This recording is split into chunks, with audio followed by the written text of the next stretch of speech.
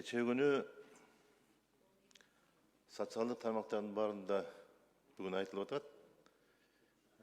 Жанагы айдоочулук күбөлүктөр боюнча жана ошолордун окуу мектептери боюнча.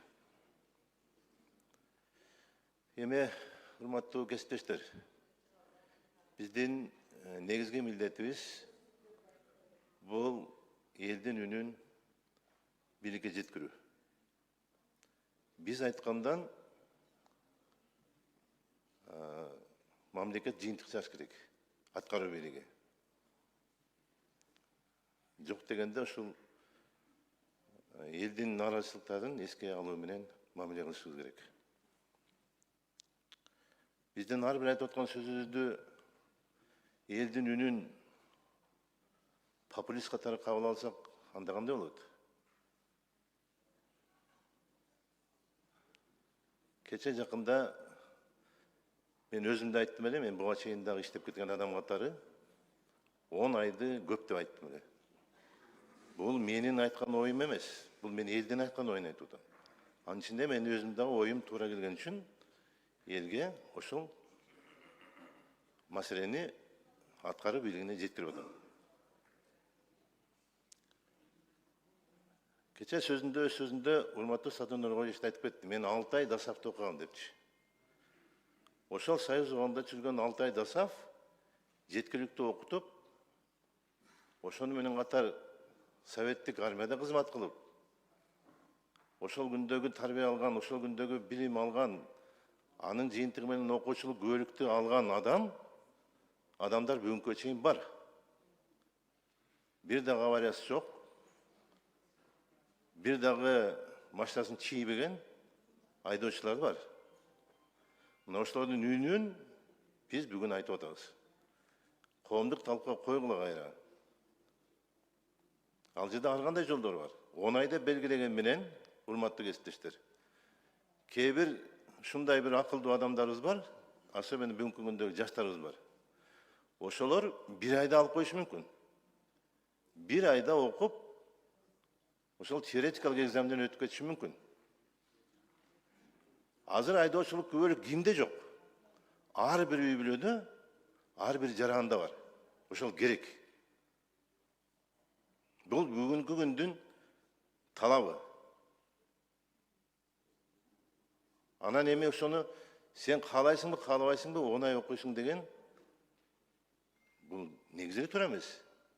Мына кече күнү бир мектептин окутуучусу директор айтты. Жок дегенде 6 айдан кийин уруксат берели деп айтып атат. 3 айдан кийин экзаменге барсын. Теоретикалык билимин текшерсин, бүтпөй калдыбы? Дальше окусын. Андан ары көзү улантсын. Бүттүбү?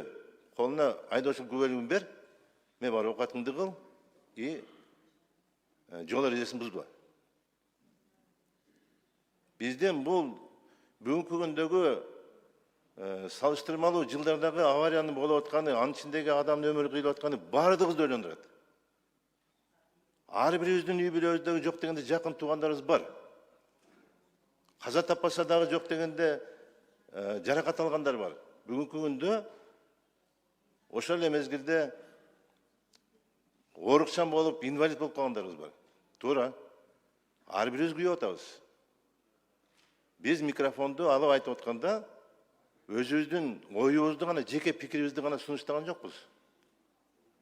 Мына ушул жердеги ошол күнү айтылган сын пикирлердин бардыгы, урматтуу кесиптештер, бул ар бириңиздердин жүздөгөн, миңдеген шайлоочулардын сөзүн айтып атасыздар.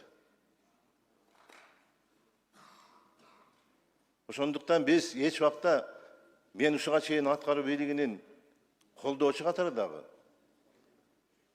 мыйзамдарын колдоочу адам катары дагы. Мен муну ачык айтып коеюн. Эч убакта мен каршы чыккан жерим жок. Бирок ошол эле мезгилде биз сунуш айтып атабыз. Керек эмсак айтам, келиним сен уккулап атабыз. Элдин нааразычылыктан көбөйтпөгүлө. Азыр мына бүгүнкү күнгө чейинки кылынып аткан иштердин бардыгы мамлекетте өсүү болуп атат. Профит менен чыгып атабыз. Ички дүң продукциясы 1,5 триллиондан 2 триллионго чейин жетип атат. Бюджетибиз триллиондан ашты. Biz sүйініп атабыз буга. Бирок ушуну совет берип, өзлөрүнүн акыл деңгээлин айтып, мындай кылбасак болбой калды деген сунуштап аткан адамдар бул маселени туура эмес жакка апарып жатат. Эгерде элдердин бардыгы ушул туура мамиле кылып атса, ким эле чыгат? Бул туура эмес депчи. Биз өзүбүз чыгабыз могул жерден. Туура эмес бул депчи. Сен айтканың туура эмес деп. Но бирок аткаруу бийлигине дагы айта турган ким? Мына бизбиз. Ошону көңүлгө алып калгыла, көңүлчөнү чарбагыла депчи. Мен айтайын деп атканым, урматтуу туугандар, эч убакта биз этикадан чыкпасак. Мен бир да жолу депутаттын сөзүн айтканын уккан жокмун. Ушул жерде отурган 87 депутаттын бирөөсү дагы бийлик аткаруучулар акмаксыңар деп айткан жокпуз. Силер элди ойлобогон бийлик болдуңар деп айткан жокпуз. Да, иштеген жерде кемчилик болот, болбой койбойт. Ошол кемчиликтерди түздөп коелу деген гана тарис. И не более того. Ошондуктан урматтуу төрага, урматтуу депутаттар, биз өкмөттүк саатты эртерээк өткөрүшүбүз керек. Депутаттар менен аткаруу бийлигинин ортосундагы мамилени ушундайда басып калышыбыз керек. Мына кечеөнкү комитеттерди көрүп атасыздар. Депутаттардын айткан сындарын көрүп атасыздар. Ушуну чечип албасак болбойт. Бул бүгүндөн күнгө дагы өрчүй бериши мүмкүн. Мен билем баарыңыздын араңызда да оюңузда да турат, айта турган маселе. Бирок балким айта албай аткан болушуңуз керек. Мен ушуну айтып эле коеюн. Биз аткаруу бийлиги менен ымалада туура багытта кетиш керек. Ушунчага чейин кылынып аткан иштердин бардыгын бүгүнкү күндө бир айдоочулук күбөлүк менен, анын сурогу менен, окуу мөөнөтү менен кылган иштерибизди нолго сводить этпешибиз керек. Саясат туура болгон үчүн биз дагы ар бир мыйзам колдоп берип атабыз. Туура. Ошол мыйзамды биз эртерээк кабыл алып бергенден мына бүгүнкү күндөгү өсүү дагы, өнүгүү да болуп атат. Бирок ушуну эч убакта көп көрбөшүбүз керек.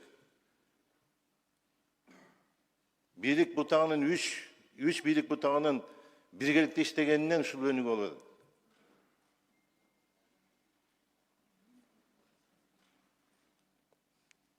Кечеөнкү аудиториядагы отурган 25-30 чакты бир курсант отурат.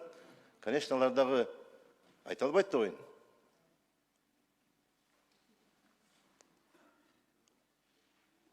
Ана чуркап келип ушинтип микрофонду өзүнүн мен ачка топтогонго мен муктаж эмесмин азыр. Ошондой эле мен кесиптештерим да ошондой болуш керек. Алдыда 5 жыл убакыт бар дагы. 1 жыл убакыт калса экен, же 2 жыл убакыт калса экен. Ошонун ичинде ачка топтоп атсак болот. Жакшы көрүнөйүн десекчи. Ошондуктан урматтуу кесиптештер, мына азыр дагы мен айтып коеюн, мына Ташкөмүр шаарында саркындуу суу нарынгын суусуна түшүп атат. Ошол жерде деген бүгүнкү күндө 26.900 адам жашап атат. Ошолордун бүт саркындысы нарын суга түшүп атат. Ошол саркындуу суу түшкөндүгүнүн азабынан ошол жерде оорулар пайда болот. Ал жердеги жөнөкөй адамдар муну балыктын жеминен деп көрүп атышат, башкадан деп көрүп атышат. Бирок саркындуу суудан эмнеден гана бактерия түшпөйт. Муну дагы айтсаңыз популист дебесин. Бул дагы элдин үнү, менин үнүм эмес. Мен ошол элдин арасына шайланып келген үчүн, ушу биздин айткан үндү жеткизесиңер деген үчүн айтып атам. Мен ошол жерде сөз берип келгем. 5 жыл бою мен силерге кызмат кылам деп. Болгону бир ручкаңардын чийини менен мени 5 жылдык өмүрүмдү силерге кызмат кылууга муктаж кылып атасыңар. Мен ошону аткарам деп келгем. Урматтуу кесиптештер, мен ойлойм баарыбыз туура жыйынтык чыгарабыз деп, бунун ичинде аткаруу бийлиги да бар.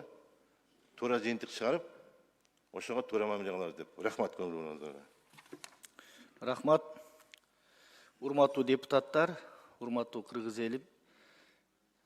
Бийлик бутактардын ортосунда сөзсүз сый болуш керек. Сыйга сый, сыраяка бал дейт. Бир депутаттын сүйлөгөнүн мындай одоно сындоо бул аброй алып келбейт. Себеби депутат бул элдин өкүлү, депутаттын микрофону бар. Ошон үчүн депутатка эл 5 жыл мандатты берди. Айт де көйгөйдү көтөр деп. Биз аткаруу бийлигин бардык маселелерде колдоп келип атабыз.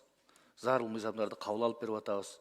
Ошол учурда депутаттык корпусту парламентти дагы аткаруу бийлиги тарабынан сый мамиле болуш керек. Биз мындай эч кандай талаш тартышууга эмес, биздин бардыгыбыздын көздөгөнүбүз мамлекетте ынтымак, ырыс береке, элибиздин бакубат жашоосу. Ошон үчүн мен ойлойм, аткаруу бийлиги дагы ушул сөздөрдөн жыйынтык чыгарат деп.